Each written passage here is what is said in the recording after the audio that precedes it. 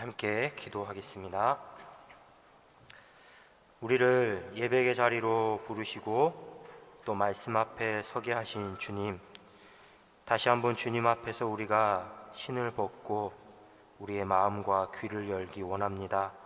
겸손한 마음으로 하나님 말씀 듣게 하옵시고 듣고 깨닫고 알게 하옵시며 다시 보내시는 그 세상 속으로 나가서 말씀의 능력에 힘입어 용기 있게 또 담대하게 그리스도의 제자로 살게 하여 주옵소서.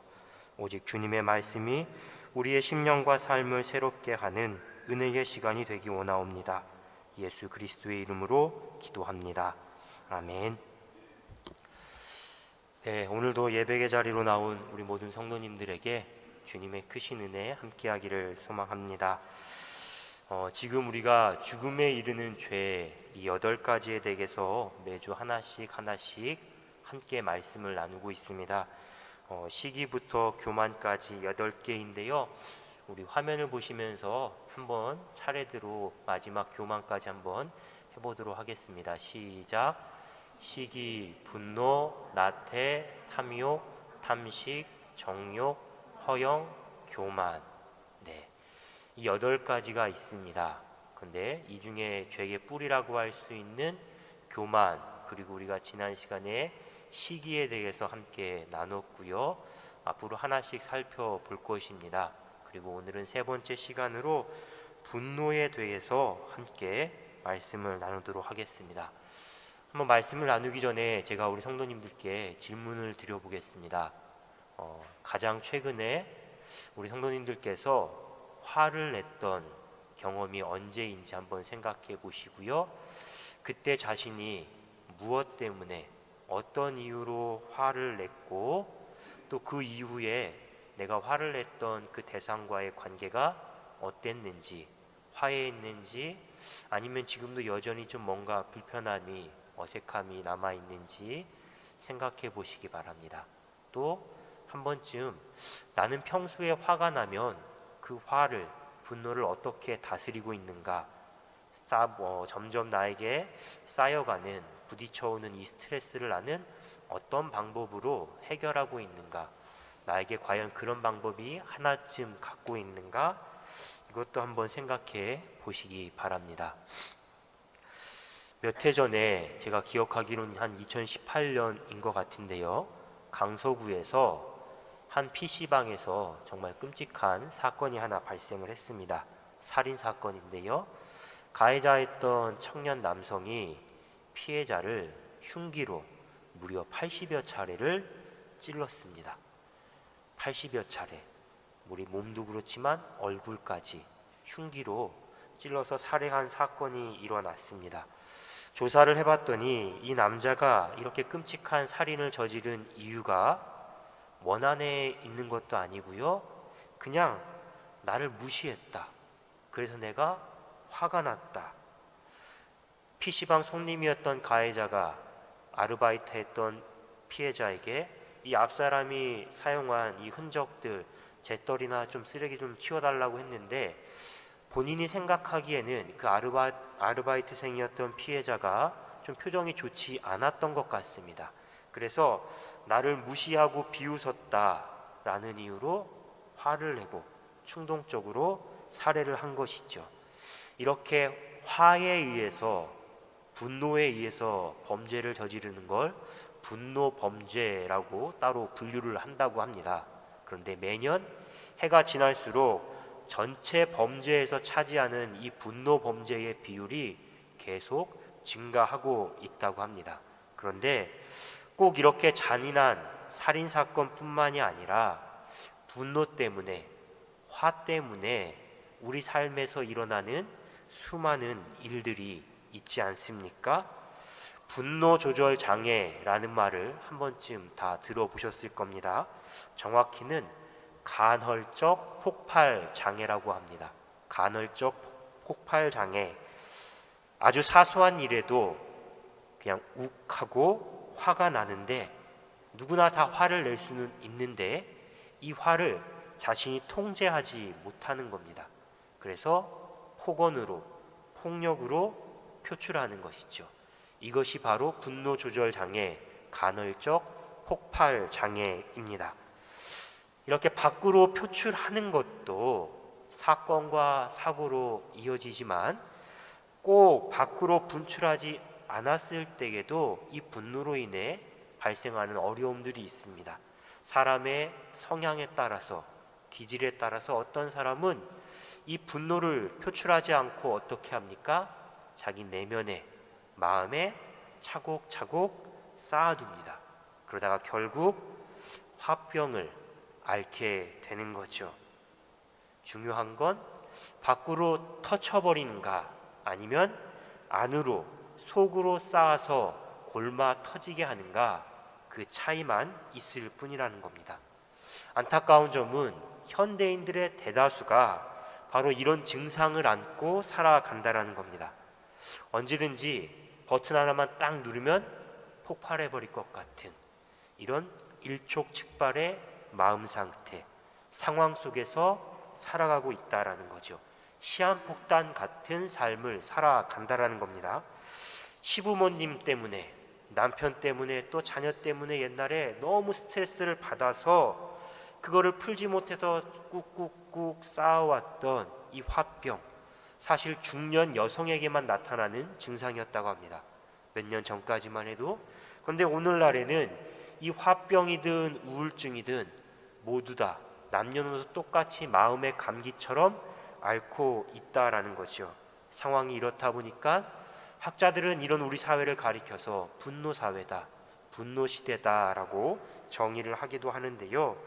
이렇게 분노는 앞서 우리가 살펴봤던 이 8가지 죄 중에서도 우리가 일상 속에서 너무나 흔하게 경험하는 감정입니다.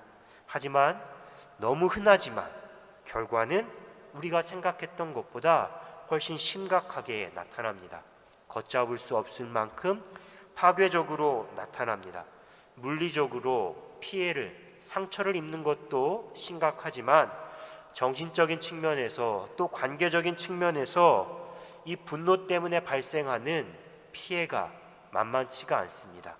이거를 회복하는데 그 이상의 몇 배의 시간과 노력이 필요한 것이죠. 성경에서는 이런 분노에 대해서 한마디로 이렇게 정의합니다. 통제해야 할 악이다.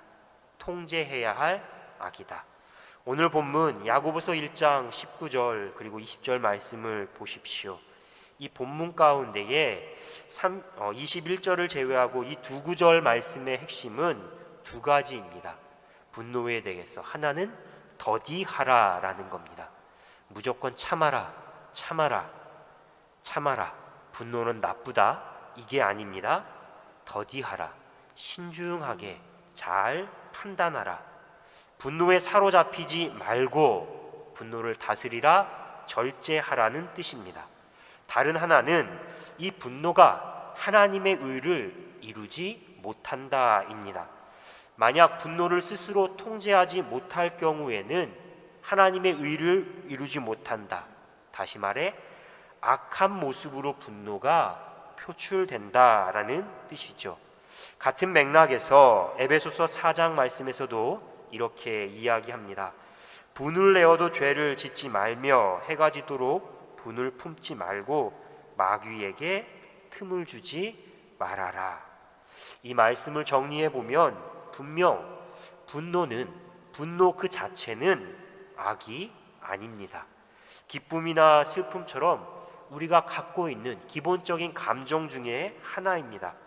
오히려 살다 보면 특히 우리 사회 속에서는 분노해야 할 상황이 분명한데 분노하지 않고 침묵하고 외면할 때 그것이 비겁한 행동이 되거나 돌아보면 오히려 더 큰 악을, 더 큰 화를 키우는 그런 결과를 낳을 때도 있습니다.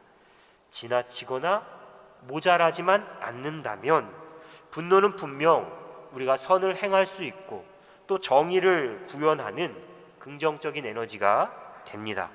이처럼 분노라고 해서 모두가 다 악한 것이 아니라 분노 안에도 의로운 분노가 있고요, 거룩한 분노가 분명 있습니다.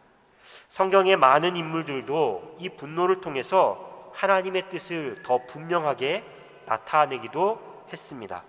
가령 모세는 자신이 시내산에 올라갔을 때 백성들이 그 산 아래에서 금송아지를 만들어 춤추고 우상을 숭배하지 않았습니까? 그 모습을 보고 돌판을 집어 던질 정도로 분노했습니다. 다윗이 골리앗을 물리쳤을 때 그 시작 역시 골리앗이 하나님과 이스라엘을 모욕하는 모습을 바라보고 분노한 것에서 시작되었습니다. 누구보다 예수님은 거룩한 분노를 일으킨 대표적인 분이시죠. 종교 지도자들이 하나님의 집인 성전을 오염시켰습니다. 장사치의 소굴로 만들었습니다. 돈 바꿔주고 양과 소들을 거래하는 그런 소굴로 만들었던 거죠. 주님은 그 모습을 보시고 크게 분노하셨습니다. 그냥 말 한마디로 화를 내시고 끝난 것이 아니라 채찍을 만들어 휘두르시며 돈 바꿔주는 사람들, 짐승들을 다 내쫓고 상을 얻기까지 하셨습니다. 하나님도 때때로 분노하셨습니다. 하나님은 이스라엘의 죄악이 점점 그 공동체 안에 확산되는 것을 가로막기 위해서 분노하셨고요. 이스라엘이 죄를 회개하고 하나님께 돌아오도록 하기 위해서 그들을 사랑하는 마음 가운데에 분노하셨습니다. 하나님의 분노는 하나님의 거룩하고 의로우신 성품에서 출발했고요. 또 이스라엘을 향한 하나님의 사랑 가운데 시작된 분노입니다. 그런데 문제는요, 이런 하나님과 달리 우리 모든 인간은 분노와 관련해서 아주 치명적인 약점을 갖고 있다라는 사실입니다. 그래서 우리 인간의 분노는 많은 경우 이기적인 형태로 나타납니다. 관계를 돈독하게 하는 것이 아니라 깨트리고 상처를 주고 파괴적인 결과를 불러일으킬 때가 훨씬 더 많다는 것이죠. 그래서 이 시간에는 우리의 치명적인 약점이 되는 분노의 속성, 그 분노의 속성에 대해서 함께 알아보고요, 우리가 일상 속에서 분노를 이기고 또 다스릴 수 있는 신앙의 지혜에 대해서 함께 나누려고 합니다. 첫 번째 분노의 속성이자 우리의 치명적인 약점은 우리가 좀처럼 분노를 통제하지 못한다라는 겁니다. 다스릴 수 없다라는 겁니다. 오늘 야고보서 말씀과 더불어서 창세기 4장 말씀도 함께 읽으려고 했는데요, 창세기 4장에 우리가 잘 알고 있는 가인과 아벨 이야기가 나옵니다. 이 이야기 속에서 가인은 하나님께서 동생 아벨의 제사는 받아주시고 자신의 제사는 받아주지 않았다라는 사실에 크게 분노합니다. 얼굴이 울긋불긋 타오르죠. 그때 하나님께서 가인에게 이렇게 말씀하셨습니다. 창세기 4장 6절 7절 말씀을 세번역 성경으로 제가 읽겠습니다. 주님께서 가인에게 말씀하셨다. 어찌하여 내가 화를 내느냐? 얼굴빛이 달라지는 까닭이 무엇이냐? 내가 올바른 일을 하였다면 어찌하여 얼굴빛이 달라지느냐? 내가 올바르지 못한 일을 하였으니 죄가 너의 문에 도사리고 앉아서 너를 지배하려고 한다. 너는 그 죄를 잘 다스려야 한다. 하나님께서 가인에게 죄를 다스려라, 분노를 다스려라 라고 분명히 말씀하셨습니다. 하지만 가인은 그 분노와 죄를 다스리지 못하고 결국 동생 아벨을 살해하게 됩니다. 성경 속에 첫 번째 살인사건, 그것도 자신의 핏줄, 자신의 형제를 죽인 살해 사건이죠. 이처럼 우리는 한번 이 분노라는 감성이 우리의 이성을 지배하게 되면, 죄가 우리의 영혼을 지배하게 되면 다시 그것을 회복한다라는 게 우리의 마음처럼 우리의 의지와 노력만큼 쉽지가 않습니다. 통제하기가 힘들다는 거죠. 두 번째는 분노는 단순히 우리의 감정이 요동치는 것, 마음이 그냥 한번 확 탔다가 가라앉는 그 정도로 끝난다는 것이 아니라는 겁니다. 감정이 요동치고 폭발하는 것으로 끝나는 것이 아니라 대부분이 나의 분노를 표현하고자 하는, 되갚으려고 하는 의지로 이어지게 된다라는 겁니다. 분노는 곧 복수심으로, 복수하려는 의지와 아주 구체적인 계획, 준비까지 이어진다라는 것이죠. 우리가 앙금이 낳는다라고 하지 않습니까? 시간이 지나서 가라앉아 있는 것 같은데 그 부유물들이 가장 밑바닥에 쫙 깔려 있는 겁니다. 그러다가 어떤 계기가 일어나게 되면 그것이 다시 한번 훅 올라와서 다시금 그 물잔을 가득 채우게 되는 것처럼 앙금이 있으면 그 앙금 때문에 조금씩 자신도 모르게 분노를 보복하려고 하는 계획과 의지를 갖게 된다라는 것입니다. 분노를 다스리지 못한 가인, 어떻게 행동했습니까? 말씀을 보면 동생 아벨을 꾀어서 우리 들로 나가자, 밖으로 나가자라고 이야기합니다. 그리고 그 들에서 동생을 살해합니다. 아벨을 살해했다라는 건 그 과정을 보면 가인은 분명 살해하고자 하는 의도를 갖고 있었습니다. 그리고 들로 나가자, 자기의 의도를 실행하기 위한 구체적인 계획, 그 계획을 실천한 것이죠. 우리가 말씀을 묵상하는 매일 성경 오늘 본문인 사무엘하 13장 말씀에도요 비슷한 일이 일어납니다. 다윗의 아들이었던 암논이 자신의 이복 동생인 다말을 강제로 취합니다. 욕보입니다. 그리고 실증을 느껴 다말을 쫓아냅니다. 그런데 이 사실이 다말의 오라버니였던 압살롬에게 알려지게 되었습니다. 그때 압살롬이 어떻게 합니까? 겉으로는 하나 내색하지 않습니다. 아무 일도 없다는 듯이 지냈습니다. 그리고 2년의 시간이 흐릅니다. 2년의 시간. 그 2년의 시간 동안 압살롬은 자기 동생을 욕보인 암논을 해치려고 하는 그 분노, 그 복수심에 하나씩 계획을 세우고 기회를 엿봤던 겁니다. 그러다가 2년이 지난 후 양떼를 깎는 잔치에 암논을 초대합니다. 그리고 미리 자신의 종들과 계획을 세웠던 그대로 암논을 살해합니다. 이처럼 우리 가슴 속에 해결되지 않은 분노는 시간의 차이만 있을 뿐, 그것을 표출해내는 방식의, 방법의 차이만 있을 뿐 대부분 언젠가는 보복으로 꼭 이어지기 마련입니다. 이뿐만이 아닙니다. 가인과 압살롬, 이 두 사람 모두가 다 자신의 분노를 어떻게 표출했습니까? 살인이라는 아주 치명적인, 돌이킬 수 없는 방법으로 보복을 하지 않았습니까? 이처럼 분노는 내가 받은 상처, 내가 받은 피해 그 이상으로 되돌려주는 형태, 그 방법으로 표출됩니다.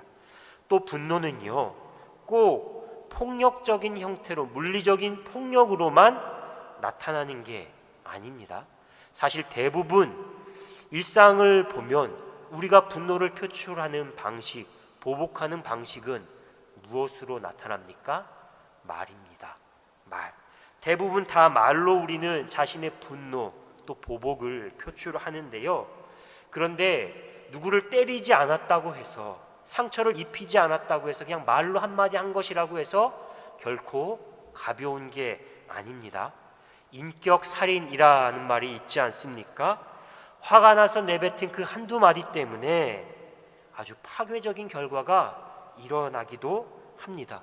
정말 상대에게 돌이킬 수 없는 큰 상처를 입히기도 하고요, 때로는 상대의 삶 전체를 아주 비극에, 비참한 상태에 빠뜨리거나 심지어 말 한마디가 사람을 죽음에 이르기도 합니다.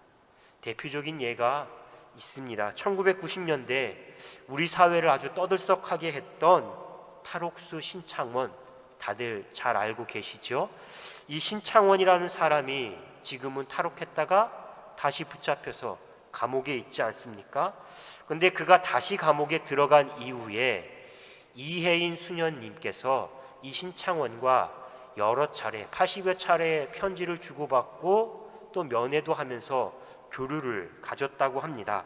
그때 이 신창원이 이혜인 수녀님께 털어놓은 이야기가 있습니다. 초등학교 5학년 때 집이 너무 가난했습니다. 육성예비를 내지 못했는데 선생님이 화를 내면서 이 신창원에게 너 같은 놈은 학교 다닐 필요가 없다 이렇게 소리쳤다라는 것이죠. 근데 선생님만 그런 게 아니라 아버지도 비슷하게 신창원을 양육했던 겁니다. 사고를 치고 어린 시절 경찰서에 붙잡혀 갔는데 보호자인 아버지가 경찰관에게 선처를 부탁하는 것이 아니라 오히려 이 자식은 그냥 감옥에 쳐넣어라, 얘는 좀 고생 좀 해야 된다, 이렇게 말을 했던 것이죠. 그는 털어놓기를 자신이 이런 말들을 들으면서 나는 정말 우리 집에서 이 사회에서 필요 없는 사람이구나 이렇게 생각했다는 겁니다. 그리고 마음속에 늘 분노, 복수심을 가득 채운 채 살아가게 됐다라는 것이죠. 물론 이 신창원이라는 한 사람의 인생이 지금처럼 나락으로 떨어진 것이 비단 꼭 이 말 때문만은 아닐 겁니다. 하지만 그가 털어놓듯 이런 말들이 그의 영혼에, 그의 삶에 아주 쓴뿌리가 되어서 계속 복수심으로, 분노로 삶을 이끌어가게 하는 원인이 되었다는 것은 분명한 거죠. 분명 이처럼 분노는 우리에게 너무나 흔한 감정이고요, 또 경험입니다. 하지만 그 결과는 우리의 삶과 관계를 파괴하는 아주 악한 속성을 갖고 있습니다. 그래서 아무리 내가 정의롭게, 정당하게, 또 의롭게 분노를 낸다 할지라도 그 분노 속에서 하나님의 의를 나타낸다, 지켜간다는 게 쉽지 않습니다. 사실상 불가능에 가깝다라고 할 수 있습니다. 그래서 우리가 분노를 내고 분노하는 상황 속에서 살다 보면 누구나 그럴 수 있지, 한 번쯤 화낼 수 있지, 말은 우리가 그 상황을 넘어가기 위해서 그렇게 할 수 있지만 결코 가볍게 생각하고 넘길 수 있다라는 게 아닌 것입니다. 분노는 분명 우리가 멀리해야 하고요, 또 다스려야 할 악입니다. 다스려야 할 죄이죠. 한번 확 불타올라서 쏟아내면 속은 후련해지는 것 같습니다. 그런데 문제는요, 내가 속 시원하다고 느끼는 그 느낌 때문에 분노가 습관화가 된다라는 겁니다. 그리고 이렇게 습관화되고 점점 커지는 분노 때문에 오히려 문제는 해결되지 않고 도리어 상황이 악화될 때가 훨씬 더 많다라는 점입니다. 그래서 우리는 분노를 다스려야 합니다. 가급적이면 멀리해야 합니다. 그런데 어떻게 우리가 이렇게 치명적인 연약함들을 갖고 있는데 분노를 다스리고 멀리할 수 있습니까? 현실적인 방법 3가지 정도를 함께 나누고 우리 성도님들께 권면을 드리고 싶은데요, 첫 번째는 한번 저를 따라해 보시기 바랍니다. 화내는 사람은 아픈 사람이다. 다시 한번 해보겠습니다. 화내는 사람은 아픈 사람이다. 손에 상처가 났습니다. 칼에 살짝 베었습니다. 작은 상처인데 그래도 손으로 이렇게 만지면 어떻습니까? 나도 모르게 움찔대고 나도 모르게 이런 탄식이 나오지 않습니까? 화를 내는 것도요, 분노를 내는 것도 마찬가지입니다. 기본적으로 분노는 상처받은 사람이 내는 반응입니다. 아픈 사람이 분노에 쉽게 분노로 자신의 감정을 쉽게 표현하는 것이죠. 특별히 연구에 따르면 많은 사람들이 쉽게 크게 분노하는 많은 사람들을 보면 대부분 어렸을 때의 상처를 치유하지 못해서 가슴 속에 무의식 중에 갖고 있어서 쉽게 또 크게 분노하게 된다고 합니다.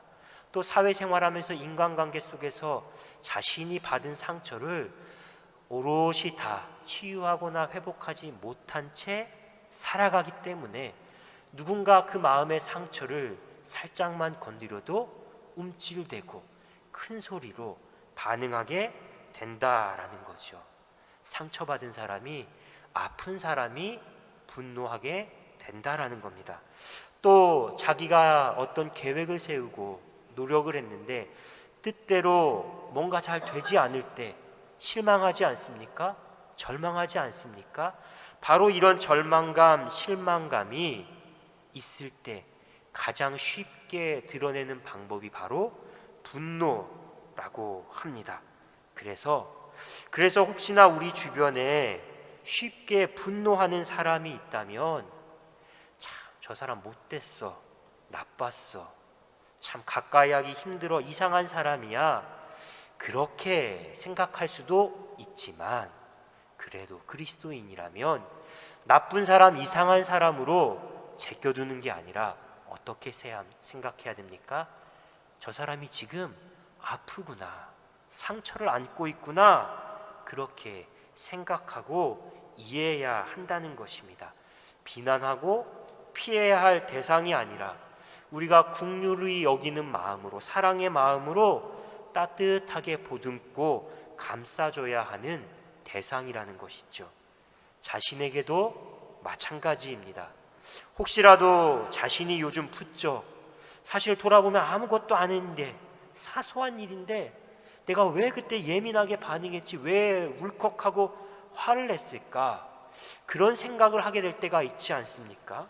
그때 자신을 자책하거나 또 우울감에 빠지는 것보다 가장 먼저는, 내가 지금 뭔가 아프구나, 내가 좀 해결되지 않은, 좀 이렇게 다 낫지 않은 상처를 안고 있구나, 그렇게 생각하면서 자신의 마음과 자신의 삶을 먼저 돌보는 게 우리에게는 더 중요하다라는 겁니다. 분노를 합리화하라는 것이 아닙니다. 차분하게 내가 분노에 이르게 된 그때의 마음과 상황을 돌아보는 겁니다. 복귀하는 겁니다. 그 과정을 시작으로 내가 화를 왜 냈는지, 또 화를 낼 때 내가 어떤 방식으로 냈는지 생각해 보고요, 내가 화를 내서 인간관계가, 그때의 상황이 내 뜻대로 해결이 됐는지 아니면 더 악화됐는지 하나씩 되돌아보는 거죠. 이렇게 상황과 마음을 들여다보고 정리해 나가는 과정을 통해서 우리가 점점 분노를 다스릴 수 있는 힘을, 마음의 근육을 키우게 되는 겁니다. 그리고 불필요한 분노로 에너지를 낭비하거나 관계의 어려움을 겪게 되는 그런 일들을 사전에 예방할 수 있게 되는 것이죠. 첫 번째는 분노하는 사람, 화내는 사람은 아픈 사람이다라고 우리가 따뜻한 시선으로 바라보고 대하는 겁니다. 두 번째 방법은 최종적으로 분노에 대한 우리의 대응은 이런 것입니다. 하나님께서 해결해 주신다. 하나님께 맡기는 겁니다. 앞에서 살펴본 것처럼 분노는 그 속성상 우리 인간이 다스리기가 참 힘듭니다. 분노에 대해서 정당한 어떤 대응을 한다고 할지라도, 쉽게 말해 정당방위처럼 내가 화내고 보복을 한다고 할지라도 결국 그 분노와 보복은 또 다른 분노, 또 다른 보복을 낳기 마련입니다. 계속 악순환이 반복되는 것이죠. 기본적으로 분노는 감정입니다. 감정. 그래서 감정이기 때문에 분노하는 사람, 분노로 이루어진 관계 속에서는 반드시 틈이 생기기 마련입니다. 틈이 생기기 마련인데, 문제는 우리 마음의 틈, 관계의 틈을 사탄이 놓치지 않는다라는 것입니다. 그 틈을 사탄이 비집고 들어와서 계속해서 집요하게 공격한다라는 것이죠. 그래서 내가 정당하게 분노하고 보복하는 것 같지만, 마땅한 행동을 하는 것 같지만, 그것이 내 뜻대로, 내가 원하는 대로 흘러가지 않고 좀잡을 수 없는 상황으로 이르게 되는 결과를 낳게 된다는 겁니다. 그래서 사도 바울은 로마서 12장에서 신명기 말씀을 인용하면서 이렇게 권면합니다. 내 사랑하는 자들아, 너희가 친히 원수를 갚지 말고 하나님의 진노하심에 맡기라. 기록되었으되 원수 갚는 것이 내게 있으니 내가 갚으리라 주께서 말씀하시니라. 궁극적으로 복수한다라는 것은요, 어떻게 보면 사람에게 허락된 것이 아닙니다. 내가 분노한다, 내가 보복하겠다라는 것도 어떻게 보면 하나님의 영역을 내가 침범하는 교만으로 이어질 수도 있고요, 분노와 보복의 마음이 크면 클수록, 커질수록 어떻게 돼가겠습니까? 우리 마음, 우리의 삶의 균형감이 반드시 무너지기 마련입니다. 그리고 그 마음에 사로잡히면 사로잡힐수록 나는 선합니다, 나는 정의롭습니다. 대신 상대는 항상 악합니다, 불의합니다. 그렇게 딱 나와 상대를 이분법적으로 갈라놓고 나는 선, 상대는 악, 하나님은 나와 함께, 하나님은 상대를 심판하실 거야, 악이야 라고 규정하면서 점점점 분노를 위한 분노, 보복을 위한 보복에 내 삶이 떠밀려가는 그런 상황들이 발생하게 된다라는 것이죠. 이런 점에서 다윗은 분노에 있어서도 우리에게 참 좋은 신앙의 모범입니다. 다윗이 어떻게 행동했습니까? 자신을 그렇게 죽이려고 했던 사울, 그 사울에게 보복할 수 있는 기회가 2번이나 있었는데 보복하지 않고 다 하나님께 맡기지 않았습니까? 시편 말씀을 보면 다윗은 수많은 대적들에게 많은 모욕과 고통을 당했습니다.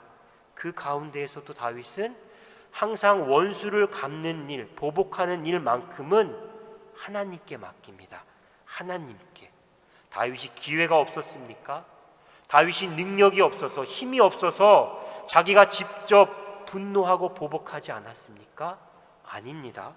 다윗이 하나님께 맡길 수 있었던 건 믿음 때문입니다. 믿음.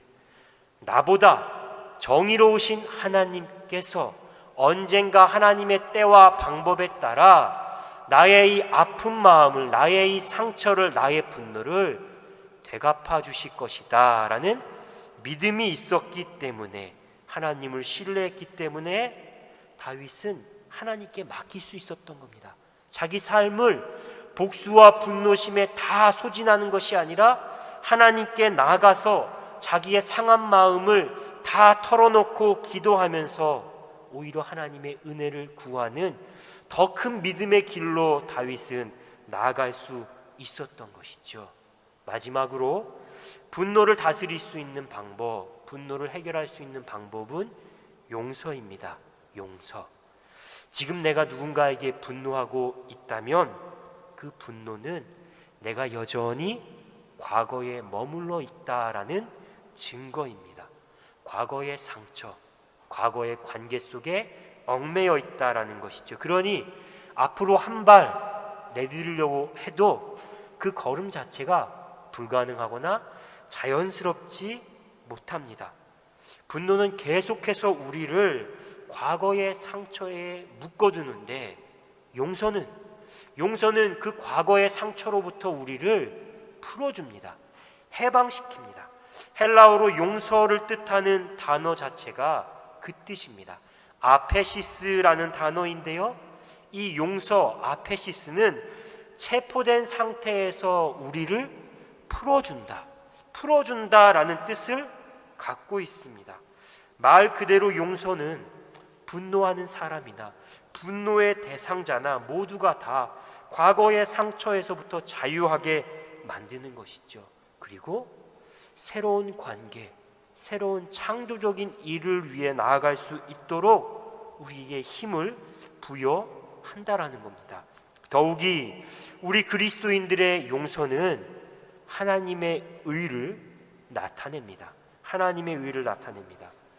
에서와 야곱의 이야기가 있지 않습니까? 형 에서는 동생 야곱을 정말 죽도록 미워했습니다. 나의 장자권을 빼앗아갔다. 그 미움에, 그 분노에 사로잡혀서 동생을 계속 죽이려고 했죠.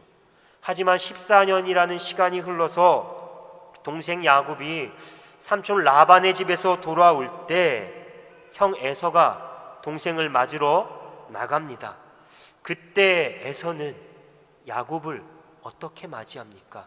가만두지 않겠다. 복수심에 분노에 여전히 불타서 죽이려고 한 것이 아니라 두 팔을 벌려서 그 야곱을 끌어안고 입맞춥니다. 함께 부둥켜 안고 눈물을 흘리게 되는 것이지요. 14년이라는 시간 동안 에서는 동생을 용서한 겁니다. 분노와 보복 대신에 용서의 마음을 품게 된 것이죠. 야곱은 그런 형의 모습을 보면서 하나님의 은혜를 경험합니다. 그래서 야곱이 형에게 이렇게 고백합니다. 내가 형님의 얼굴을 배운즉 하나님의 얼굴을 뵌 것과 같습니다. 용서하는 형 에서를 통해 하나님의 은혜, 하나님의 의가 나타나게 된 겁니다. 무엇보다 우리 그리스도인들은 예수님을 통해서 모든 우리의 죄악을 다 용서받지 않았습니까? 그러니 마땅히 누군가의 죄와 허물에도 분노하기보다는 용서하기 위해서 우리가 노력해야 마땅한 겁니다. 예수님도 형제가 죄를 범할 때 그 형제가 자신의 죄를 깨닫도록 회개할 수 있도록 거듭해서 노력하라, 충고해라 이렇게 권면을 하셨는데요. 나아가서 죄를 범한 형제가 용서를 구할 땐 주님 몇 번 용서해야 됩니까? 한 7번 정도면 충분하지 않습니까? 베드로가 이렇게 물어봤습니다. 그때 주님께서 어떻게 대답하셨습니까? 7번이 아니라 70번씩 7번입니다.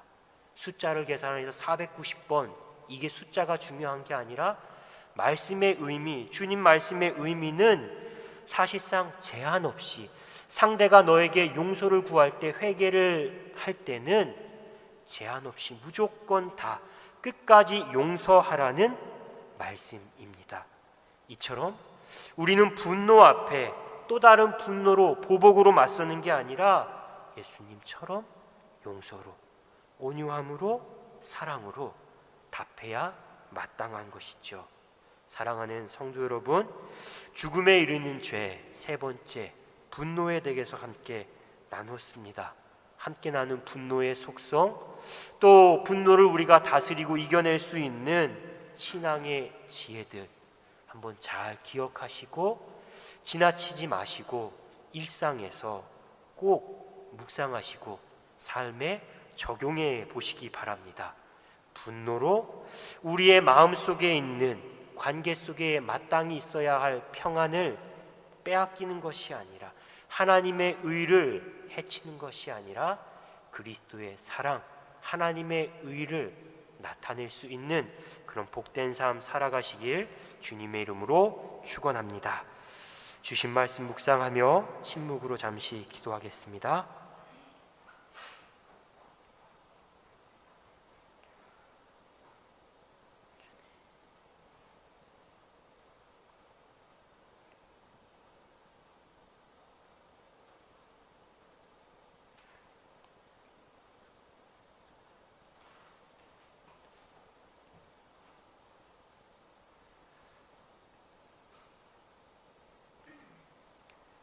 사랑의 주님, 미움과 분노에 사로잡혀 우리 마음의 평안과 은혜를 잃어버리지 않게 하옵소서. 분노가 일어나는 순간과 또 분노를 일으키는 상대 앞에 섰을 때 우리가 긍휼과 사랑의 실천으로 또 하나님께 맡기고 기도하는 믿음으로, 용서와 온유한 마음으로 지혜롭게 또 용기 있게 대처하게 하옵소서. 분노의 고리를 끊어가게 하시고 그 자리에 예수님의 사랑을 심고 가꾸게 하옵소서. 예수 그리스도의 이름으로 기도합니다. 아멘.